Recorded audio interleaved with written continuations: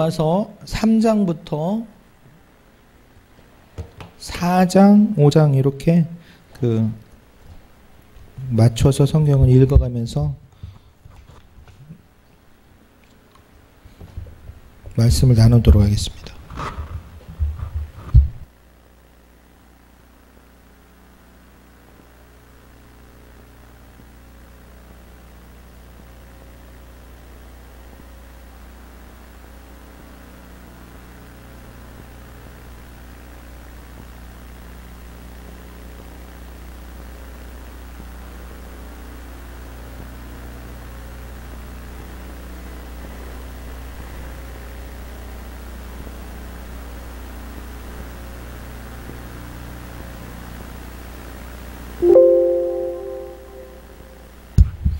우리가 집에서 성경을 읽을 때에는 이 로마서 이렇게 강해 설교하는 것처럼 이렇게 꼼꼼하게 이렇게 읽지는 않잖아요. 근데 이렇게 설교 시간에 이 금요 철야 시간에 이렇게 하는 이유는 뭐냐면 계속 제가 반복해서 말씀을 드리고 있어요. 반복해서 이야기를 하는 이유는 뭐겠어요?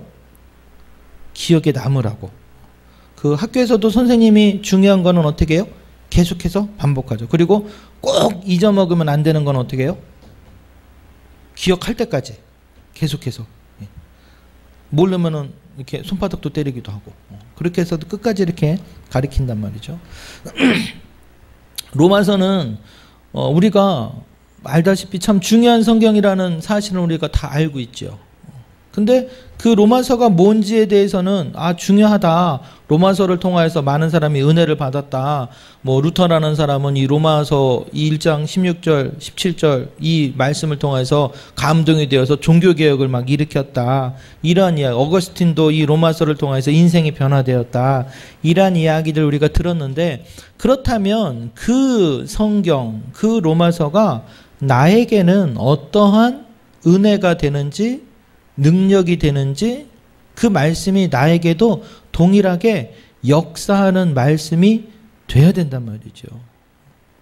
그냥 그 말씀이 나에게는 아무 영향력이 없는 말씀이라면 암을 고칠 수 있는 정말 이 세상 가운데 최고의 약을 가지고 있는데 내 병은 고치지 못한다면 얼마나 안타까운 그러한 일이라고 생각할 수 있겠어요? 그런데 우리가 로마서라는 성경, 다른 성경도 마찬가지지만 성경을 읽으면서 우리가 은혜가 되기도 하고 어렵다라고 하면서 은혜가 안 되는 이유는 뭐냐면 그 줄거리를 잊어먹게 될 때가 많이 있어요. 이 로마서라는 성경에 큰 줄거리를 우리가 가지고 있으면 마치 지도를 가지고 여행을 하는 사람과 같다라는 거죠. 제주도라는 곳에서 무슨 올레길 같이 여행을 할 때 지도를 가지고 있으면 처음 출발하는 데서부터 출발해서 목적지까지 그 길을 목적지에 도착할 수가 있잖아요. 중간중간에 다른 사람이 보지 못하는 정말 아름답고 좋은 풍경을 우리가 볼 수 있을 때 그 풍경에 취해가지고 길을 잃어버리게 되면 그 여행은 잘하는 여행이다라고 말할 수 없을 거예요. 그 여행을 2번, 3번 하면 그 여행하는 동안 전에 보지 못했던 풍경들도 보게 되고 더 여행의 깊은 의미도 깨닫게 되고 맛집이라든지 거기 사는 사람들의 풍속이나 이야기들을 더 깊게 이해할 수가 있겠죠. 그럼 우리가 성경을 2번, 3번 이렇게 읽을 때에 전에는 맛보지 못했던 그 은혜를 보고 말씀의 비밀을 우리가 깨닫고 그것을 점점 더 내 안에 정말 영적인 양분으로 내가 공급받아 가고 있다면 그 성경 읽기는 참 잘하는 걸 거예요. 근데 성경을 수차례 읽어도 다 읽기는 읽었는데 머릿속에 남는 거는 없고 또 이 로마서라는 성경을 가지고 우리가 계속 설교는 듣는데 설교를 들을 때 의인은 믿음으로 말미암아 살리라 그 말씀은 되게 내 마음에 감동이 되는데 그것이 1장, 2장, 3장, 4장을 통하여서 하나님께서 어떻게 그 말씀을 우리에게 풀어주시는지 말씀을 이야기해 주시는지를 우리가 마음 가운데 이렇게 담아놓지 못한다면 그냥 로마서라는 성경은 늘 우리가 하다못해 고기를 가지고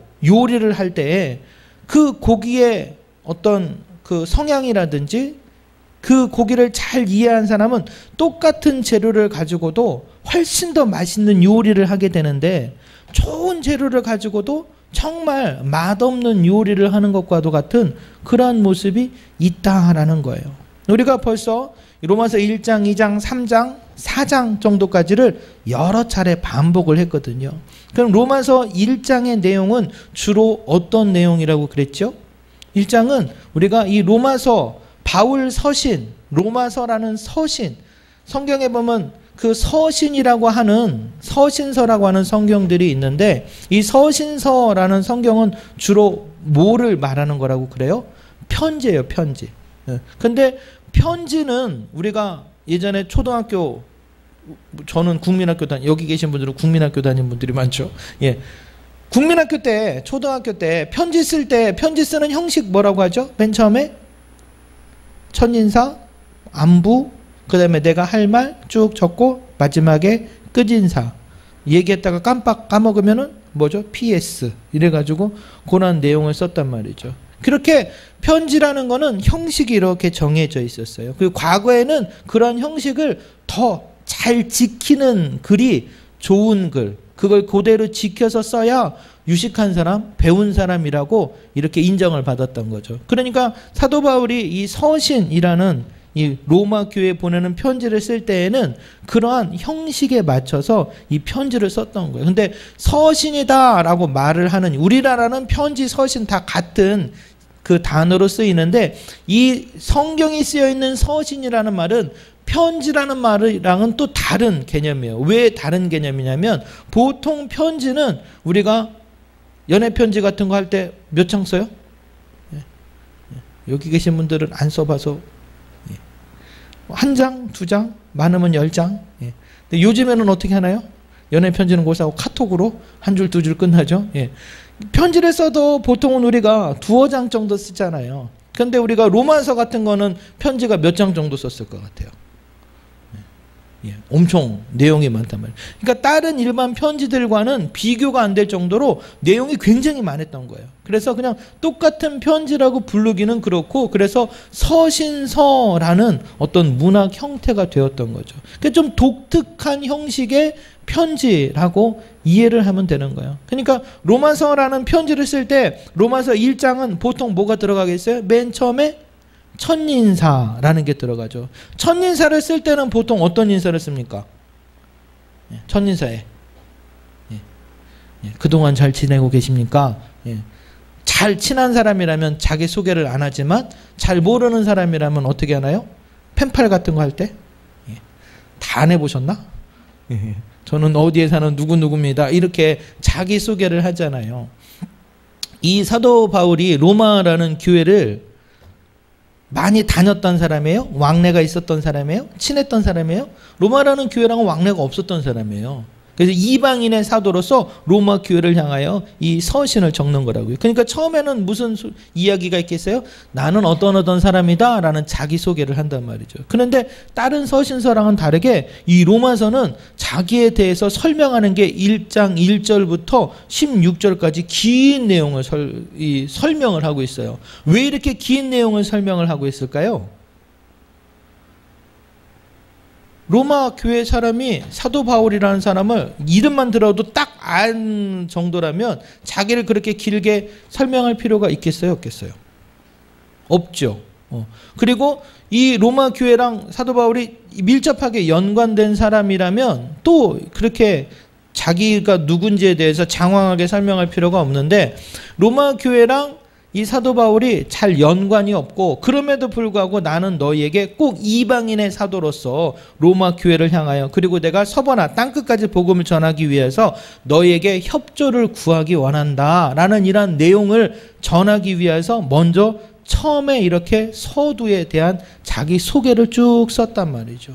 그리고 나서 우리가 보통 보면 책을 읽을 때 보면 처음에 서문이 중요하다고 그래요. 목차가 중요하다고 그래요. 그래서 목차랑 서문만 잘 읽어보면 그 책의 내용이 어떤 내용인지가 이렇게 파악된다라고 그러거든요. 그래서 처음에 어떤 이야기를 하는가, 그 주제가 뭔지를 우리가 보통 이렇게 딱 붙잡게 되면 마지막까지 헷갈리지 않게, 마치 옷을 입을 때 처음 단추를 잘 끼우면 나중에도 잘 풀려가는 것처럼 그 의미를 잘 쉽게 이해할 수 있어요. 근데 로마서는 그러한 주제를 가지고 있습니다. 그래서 로마서 1장 16절 17절이 바로 이 로마서 전체를 관통할 수 있는 주제와도 같은 거예요. 그래서 이 16절 17절에 대해서 우리가 여러 번 말씀을 나눴습니다. 16절 17절 한번 성경 찾아서 우리 같이 읽어보도록 할까요? 예, 시작.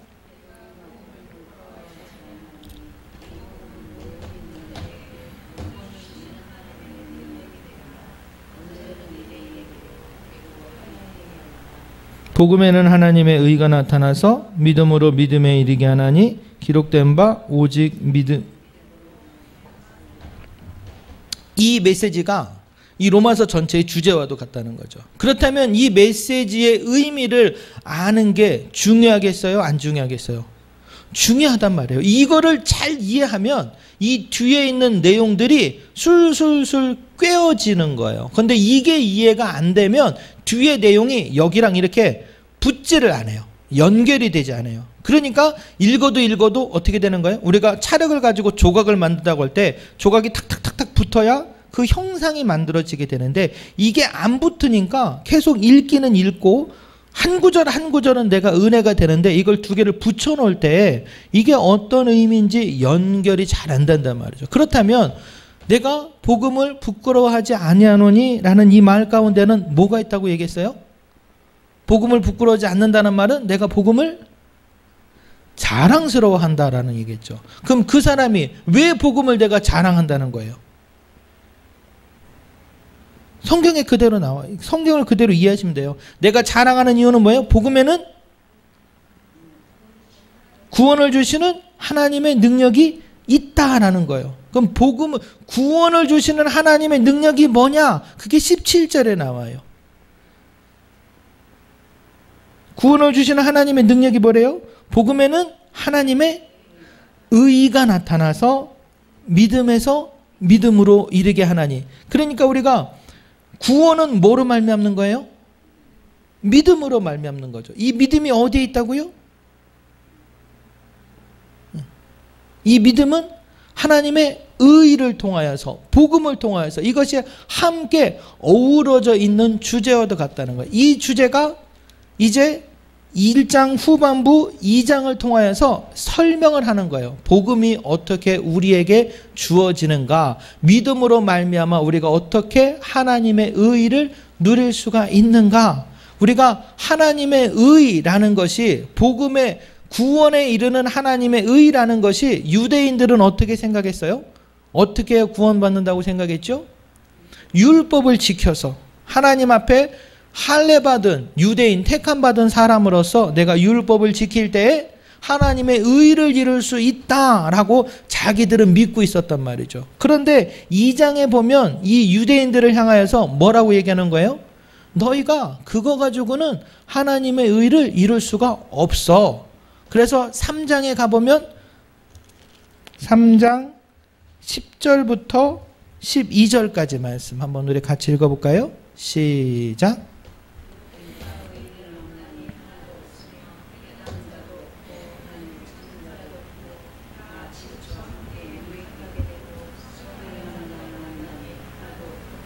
예, 사도 바울이 이야기하는 건 이거예요. 의인은 없나니 하나도 없다. 하나님의 의를 이룰 수, 율법으로 말미암아 하나님의 의를 이룰 수 있는 사람은 하나도 없다라고 이야기하는 거예요. 그러니까 이방인은 말할 필요도 없고요. 이방인이나 그 다음에 유대인이나 이방인이란 유대인이라는 표현은 어떤 말이냐면 온 세상 사람들을 다 아우르는 말이에요. 온 세상 사람 중에서 의인은 율법으로 말미암아 의의를 받을 의롭게 될 수 있는 의인은 하나도 없다라는 설명을 3장 20절까지 이렇게 설명을 하고 있는 거예요. 그래서 이제 3장 21절, 22절 보면 이제 그래서 이야기하는 거죠. 함께 읽어볼까요? 시작.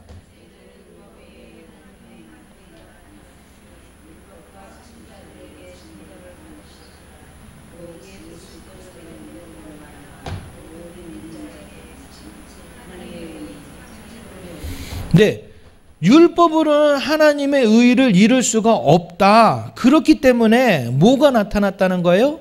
새로운 한 의가 나타났다. 이렇게 얘기하는 거예요. 그 의가 뭐래요? 예수 그리스도를 믿음으로 말미암아 의롭다함을 얻는 것, 이렇게 이야기하는 거예요. 그럼 예수 그리스도를 믿음으로 말미암아 의롭다함, 믿음으로 말미암아 의롭다함을 얻는다라는 말이 어디에 있는 말과 같이 연결이 해요? 1장 16절 17절 말과 같이 복음이라는 말과 연관이 된단 말이죠. 그러니까 이 복음이라는 말은 3장 21절에 보면 차별이 있다는 거예요, 없다는 거예요? 차별이 없다라고 이야기하는 거예요. 그래서 그것이 차별이 없다라고 이야기하기 때문에 성경은 뭐라고 얘기하고 있는가? 사람을 외모로 취하지 않는다라는 말씀과 그것이 이렇게 연관이 되는 거예요. 외모로 취한다라는 말은 뭐냐면 사람이 유대인으로서 율법을 지켜서 그들이 하나님의 율법대로 살아가는 이방인과 유대인들을 구분하지 않고 하나님께서는 다 믿음으로 말미암아 사람들을 의롭다함을 차별 없이 의롭다함을 얻게 한다, 이렇게 이야기를 하고 있는 거예요. 그래서 함께 3장 20절 21절을 통하여서 이제 하나님께서 우리에게 의롭다함을 얻을 수 있는 한 의, 예수 그리스도로 말미암는 복음을 우리에게 주셨다, 이렇게 설명을 하고 있어요. 그래서 그 복음으로 말미암아 예수 그리스도로 말미암는 하나님의 의가 나타났는데 그 하나님의 은혜, 그 하나님의 의는 어떻게 우리에게 주어졌는가가 3장에는 설명되고 있거든요. 어떻게 주어졌는가를 한번 우리가 살펴본다면요. 3장 24절 말씀 한번 우리 같이 읽습니다. 시작.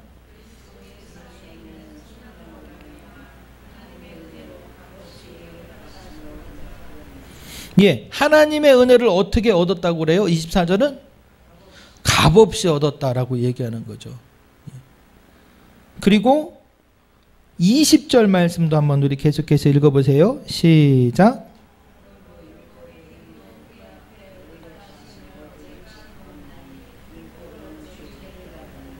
네, 율법의 행위로는 우리가 그 은혜를 얻을 자가 없다라는 거예요. 그러니까 그 얻을 자가 없는 사람에게 24절에서는 어떻게 준다는 거예요? 우리에게 값없이 주시는데 그 값없이 주시는 게 뭐냐? 그거를 우리가 어떻게 표현을 해야 되는가에 대해서 27절은 설명을 하고 있어요. 27절 말씀 한번 계속 읽습니다. 그런즉 자랑할 때가 어디 있느냐? 있을 수가 없느니라. 무슨 법으로냐? 행위로냐? 아니라 오직 믿음의 법으로니라. 사도 바울은 우리가 하나님의 의, 복음의 그 구원에 이를 수 있는 그 능력, 복음을 우리가 얻을 수 있는 그 법이 무슨 법이라는 거예요? 믿음의 법이라는 거죠. 믿음으로 말미암아 우리가 의롭다함을 얻게 되는 차별 없이 우리를 택하신 로마서 2장 11절은 뭐라고 얘기합니까?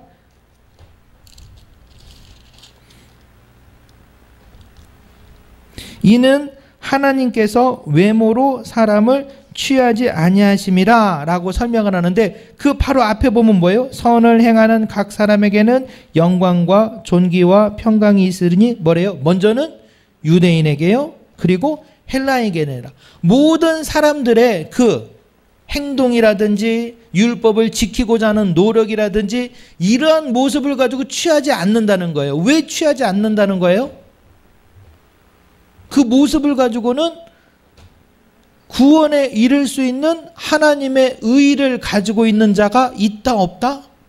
없다라는 거예요. 우리가 신앙생활을 할 때 하나님의 은혜를 받을 수 있는 굳이 방법이라고 해야 될까요? 모습이라고 해야 될까요? 우리가 보통 어떤 사람들이 하나님의 은혜를 받아요? 하나님 앞에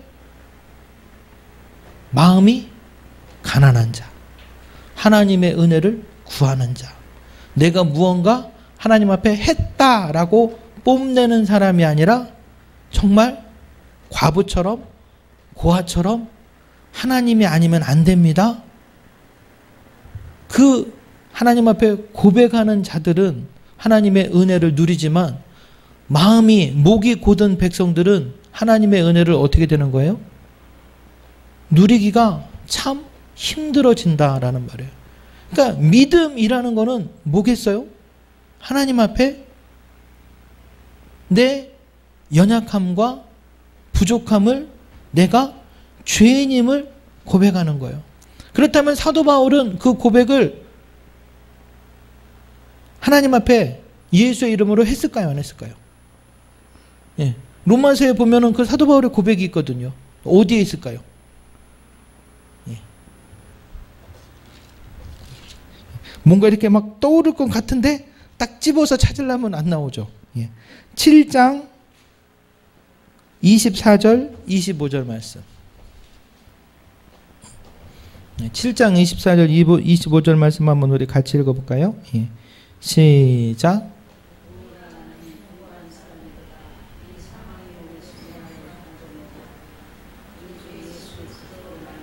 하나님께 감사하리로다. 그런즉 내 자신이 마음으로는 하나님의 법을, 육신으로는 죄의 법을 섬기노라.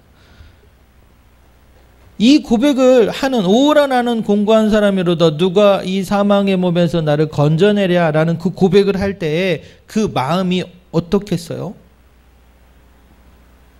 기쁘고 행복하겠어요? 그런데 이 고백을 할 때 우리가 주님 앞에서 이 고백을 한다면 우리의 마음이 어떻게 됩니까? 위로를 받잖아요. 우리가 주님 앞에 눈물 흘리고 내가 죄인임을 회개할 때 세상의 사람들이나 세상의 법정 앞에서는 내 죄를 자복하면 어떻게 되는 거예요? 그 죄에 심판을 받는 거잖아요. 그러나 주님은 내가 주님 앞에 내 죄를 자복하고 주님 앞에 회개할 때 그 죄가 어떻게 지는 거예요? 죄 사함을 얻게 되는 은혜를 누리게 된단 말이죠. 그것이 내 고백으로 말미암아 하나님께서 우리에게 주시는, 값없이 주시는 하나님의 은혜가 되는 거예요. 그러면 그 은혜를 받은 대표적인 사람에 대해서 4장은 설명을 하고 있죠. 4장에 나오는 인물이 누구예요? 4장 1절, 2절만 읽어보면 어떤 인물인지 알겠죠? 한번 같이 읽습니다.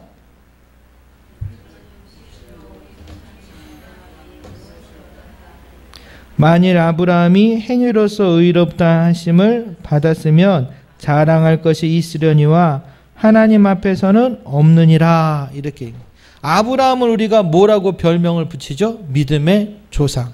그 사람이, 아브라함이 믿음의 조상이 된 이유가 뭐예요? 하나님의 말씀을 순종하여서 본토 친척 아비의 집을 떠나서 내가 네게 명한 곳으로 가라라고 했을 때 순종하여서 하나님께서 그 믿음을 보시고 의롭다, 믿음의 조상이다 이렇게 칭했다고 그러잖아요. 그러나 그의 행동이나 그가 하나님 앞에 드러나는 모습을 가지고는 그가 의롭다 칭함을 받을 수 없는 사람이다라고 성경을 이야기하고 있는 거예요. 그 내용이 우리 4장 3절 말씀 보면 나와 있죠? 한번 같이 읽어볼까요? 성경이 무엇을 말하느냐? 아브라함이 하나님을 믿음에 그것이 그에게 의로 여겨진 바 되었느니라. 믿음에, 하나님을 믿음에 그것이 그에게 의로 여겨졌다라고 성경은 우리에게 가르쳐주고 있어요. 그러니까 그가 하나님을 믿음으로 말미암아 하나님은 그를 의롭다 칭하시는 거죠. 그럼 이 믿음 가운데 이 사람이 했던 일이 뭐냐에 대해서 설명을 하고 있는데 5절에 보면 뭐라고 이 아브라함에 대해서 설명을 하죠? 이를 아니할지라도 경건하지 아니한 자를 의롭다 하시는 이를 믿는 자에게는 그의 믿음을 의로 여기시나니. 그의 뭐를 의로 여기신다고요? 믿음을. 그가 일한 것이 아니라 그의 믿음을 의로 여기신다라고 이야기한단 말이죠. 그러니까 로마서를 읽다 보면 우리가 계속해서 반복되는 단어들이 있잖아요. 여러분들이 지금 제 설교를 들으면서 많이 반복되는 단어가 어떤 단어 같아요? 믿음, 또요. 의, 또요.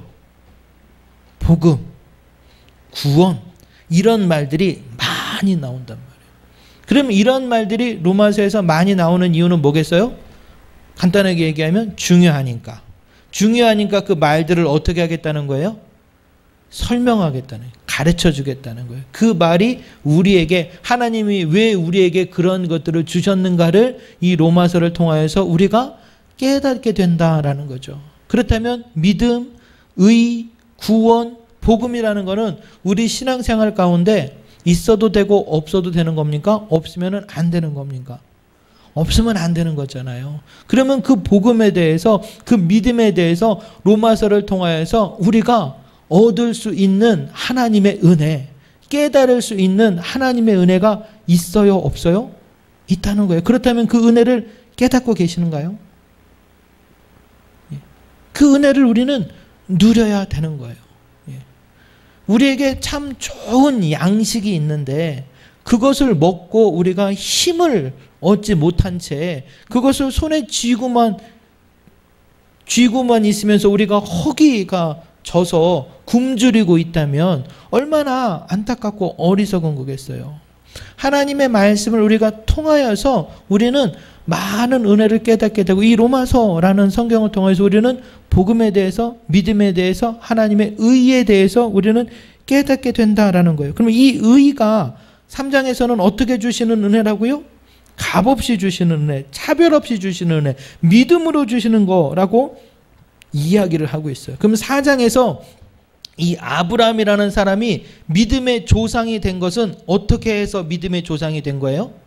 하나님을 믿음으로 말미암아. 그러면 우리가 아브라함이 믿음의 조상이다라고 할 때 그 믿음의 무리들은 누구를 의미하고 있어요? 보통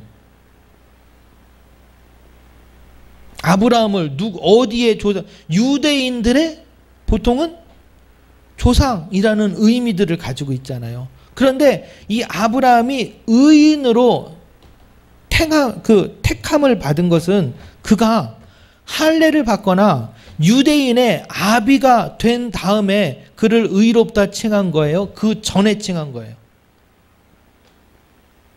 그가 할례 받기 전에, 그가 많은 무리를 이루기 전에 그를 하나님께서 의롭다 칭해 주셨단 말이죠. 밤하늘의 별처럼 바닷가의 모래처럼 내 자녀가 있을 거다.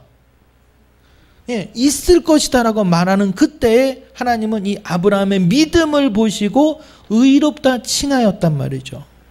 그렇다면 성경은 이 아브라함이 그때에 무할례자들의 믿음의 조상이 되었다라고 이야기를 하는 거예요. 그럼 유대인들은 그 이야기를 들을 때 어떻게 했어요? 저런 무슨 말도 안 되는 이야기를 하는가라고 이야기하죠. 그래서 이 4장에서 이야기하는 게 할례의 표에 대해서 설명을 하고 있습니다. 4장 11절 말씀 한번 우리 같이 읽어볼까요? 4장 11절입니다. 시작. 그가 할례의 표를 받은 것은 부활 시에 믿음으로 된 의를 인친 것이니 이는 무할례자로서 믿는 모든 자의 조상이 되어 그들도 의로 여기심을 얻게 하려 하심이니라. 뭐래요? 아브라함이 할례를 받은 다음에 그를 의롭다 하나님께서 칭하신 거예요? 그 전에 칭하신 거예요? 그 전에 칭하신 거예요. 그러니까 이 유대인에게 있어서는 자기가 하나님 앞에 의인으로 설 수 있는 것이 대표적인 게 두 가지라고 그랬잖아요. 하나는 유대인으로서 어떻게 됐다고요? 하나님께서 택하셨다. 택함 받았다라는 그 표시가 뭐예요? 할례 받는 거예요. 그러니까 이 할례라는 거는 남자들이 화장실을 갈 때나 샤워할 때나 보면 어떻게 돼요? 늘 그것이 표가 되는 거예요. 또 하나, 이 사람들에게는 뭐가 주어졌어요? 모세로부터 하나님의 율법이 주어졌단 말이죠. 그러니까 이 할례와 이 율법이라는 것이 내가 하나님 앞에 택함 받은 의인이라는 표가 되었던 거예요. 그런데 그 표가 나를 의인이다, 하나님의 구원에 이르는 하나님의 능력이 되는 그 의인이라는 그 칭함 받기에 합당하다라는 거예요? 부족하다라는 거예요? 그것으로는 안 된다라는 거예요. 우리의 신앙생활 가운데 내가 철석같이 믿는 게 있다니까요. 내가 예를 들어 보면 주일 성수 한 번도 안 빠지는 거, 내가 하나님 앞에 내 열심을 내는 거, 뭔가 뜨겁게 기도하는 거, 하나님 앞에 내가 뭔가를 딱 정말 흔들리지 않게 내가 붙잡고 있는 기둥 같은 것들이 있어요. 근데 그것이 온전한 믿음이 아니고서는 이것이 다 뭐라는 거예요? 아무것도 아니라는 거예요. 근데 이 아무것도 아니라는 얘기를 들었을 때 이거를 철석같이 믿고 있었던 사람들은 어떨까요? 용납이 안 되는 거죠. 그 사람들이 어떤 사람이었던 거예요? 유대인들이었던 거죠. 그러니까 이 유대인들이 사도 바울의 이 예수를 믿고 거듭났음에도 불구하고 그것으로부터 벗어나라, 돌아와라, 그거는 틀렸다라는 말을 들으면 마음이 어떻겠어요? 거리끼는 것이 됐단 말이죠.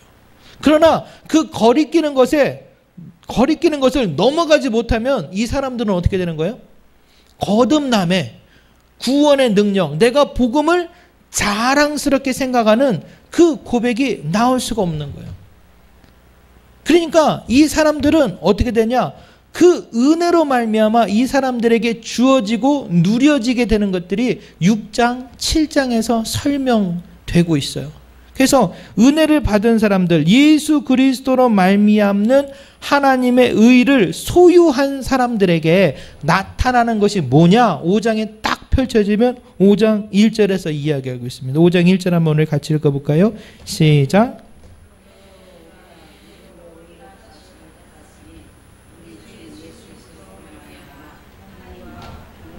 네. 그러므로 우리가 믿음으로 말미암아 의롭다 하심을 얻었으니 하나님의 의를 이룬 자들은 이제 어떻게 된다고요? 하나님과 화평을 이룬다는 거예요. 이 하나님과 화평을 이룬다라는 이 말은 화목제라는 그 의미와 같이 이렇게 묶여 있는 거예요. 예전에는 우리가 하나님과 화평하려면 어떻게 해야 됐겠어요? 율법 가운데서는 내 죄가 어떻게 되는 거예요? 죄 사함을 얻어야 되죠. 그러니까 그 죄 사함을 얻기 위해서 어떤 행동을 했죠? 희생 제물, 화목 제물을 하나님 앞에 제사했단 말이죠. 근데 그것으로는 우리의 죄가 온전히 완전히 죄 사함을 얻을 수 있다는 거예요? 없다는 거예요? 없다는 거예요. 그러면 구약의 그 제사와도 같은 그 의미가 오늘날 여러분에게는 어떤 것들입니까? 오늘날 여러분들에게는 우리가 구약의 제사 행위와도 같은 그 모습이 오늘날 대표적인 건 뭐겠어요? 예배겠죠. 예배 가운데 제물을 드리는 것과도 같은 그 행동은 뭐겠어요? 헌금도 드리고 봉사도 드리고 하나님의 말씀을 지켜서 무언가 내가 행위로 하나님 앞에 드러내는 그러한 모습들이 있다는 거예요. 근데 중요한 거는 이렇게 또 얘기하면 행위가 중요하지 않고 믿음이 중요하다 이렇게 그거는 절대 아니에요. 이거는 또 나중에 이 로마서의 전체 이 구조를 보면 11장까지는 이 어떤 이론적인 내용을 설명을 하고 있고 12장부터는 그러므로 이 12장 보면은 12장 1절 한번 내용 볼까요? 예. 같이 읽습니다. 시작. 예. 너무 빨리 넘겼나요? 예, 시작. 그러므로 형제들아 내가 하나님의 모든 자비하심으로 너희를 권하노니 너희 몸을 하나님이 기뻐하시는 거룩한 산 제물로 드리라. 이는 너희가 드릴 영적 예배니라. 예배가 뭐라고요? 우리 몸을 온전히 하나님 앞에 드리라는 거예요. 그러니까 우리의 그 행동, 우리의 삶 가운데서 하나님 앞에 드려야 될 것이 그것이 바로 온전한 예배다라고 이야기를 하고 있는 거거든요. 그러니까 이 로마서를 통해서 우리가 복음을 하나님 앞에 구원받은 사람으로서 거듭난 자의 삶을 살게 된다라는 것은 추상적이고 그냥 개념적인 것이 아니라 우리가 몸으로 부딪히면서 살아가야 되는데, 몸으로 부딪히면서 살아가지만 속에 마음 가운데 은혜가 감동이 없다면 아무리 몸으로 부딪히고 땀 흘리고 피 흘리고 그 모든 것들을 우리가 막 진짜 목숨 바쳐 하더라도 그 속이 어떻게 됐다는 거예요? 비어있는, 의미 없는 것이 되고 만다는 거죠.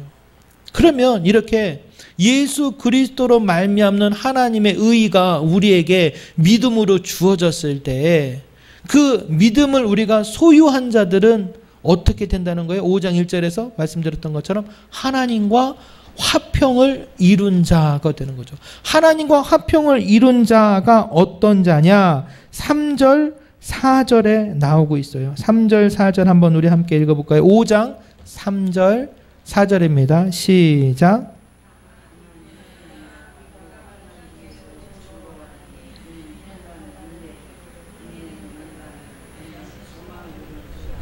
네, 우리가 환난은 인내를, 인내는 연단을, 연단은 소망을 이룬다라고 말씀을 우리가 많이 묵상했는데, 이 일들을 이루어가는 것이 내 노력이나 열심이나 의지나 결단이 아니라 우리가 하나님과 예수 그리스도와 더불어 화목하게 될 때, 믿음으로 말미암아 화목하게 될 때, 그 믿음으로 말미암아 예수 그리스도로부터 우리에게 주어지는 의가, 복음의 능력이, 그 은혜가 우리를 소망 가운데에서 인내하게 되고 연단받게 되고 그 환난을 이기게 할 수 있는 능력이 된다라는 말이죠.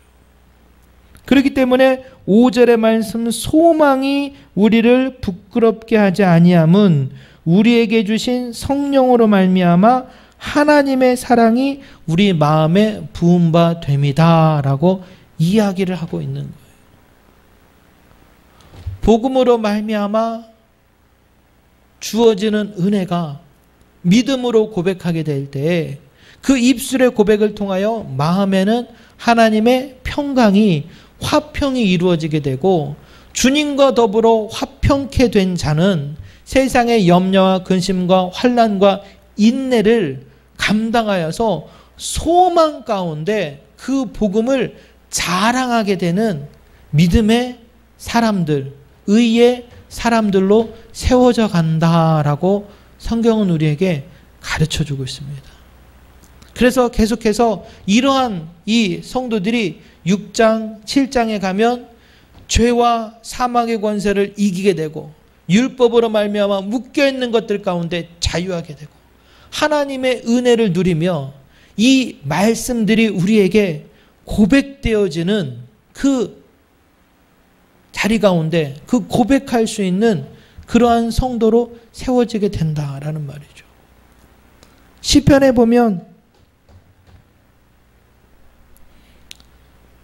시편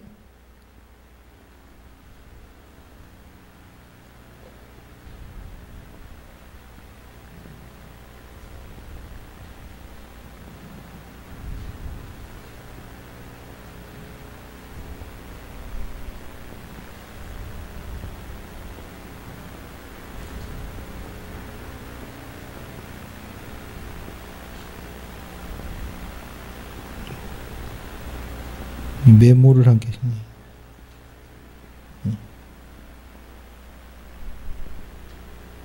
하나님께서 우리를 의로 여기신다라는 것은 우리의 어떤 행위나 우리의 노력이 아닌 그 믿음으로 말미암아 우리를 의롭다 칭하신다라고 이 로마서는 우리에게 이렇게 증거하고 있어요. 그래서 로마 교회를 향하여서, 유대인과 이방인들을 향하여서 그 믿음의 원리, 구원의 원리에 대해서 우리에게 가르쳐주고 있다라는 말이죠. 그렇기 때문에 우리가 이 로마서라는 성경을 함께 이렇게 말씀을 통하여서 나누어 가면서, 이 말씀을 함께 읽어가면서 우리 교회 가운데 성도들에게 고백되어야 될 게 무엇이겠어요? 올 1년 표를 제가 벌써 수십 차례도 얘기했지만 하나님의 복음을 자랑할 수 있는 그런 교회와 성도가 되어야 된다라는 말이죠. 그 하나님의 복음을 자랑하게 될 때 우리에게는 어떤 일이 일어나게 되는 거예요? 간증의 주인공이 되는, 그 복음의 능력을 누리게 되는, 하나님께서 은혜로 우리를 의롭다 하심을 통하여서 화평케 되어지는 그 소망 가운데 있는 성도로 우리가 서게 될 줄 믿습니다. 이 저녁에 우리가 하나님의 말씀을 우리가 붙들고 주님 앞에 나아가게 될 때 예수 그리스도로 말미암아 우리에게 주어진 그 은혜는, 그 의는 저 빨간 글씨만 보면 먼저 어떤 일을 이룬다고요? 하나님과 화평을 이룬다라고 그래요. 그리고 두 번째는요, 죄에 대하여서는 죽고 어디에서 산다고요? 예수 안에서 살게 된단 말이죠. 그리고 계속해서요,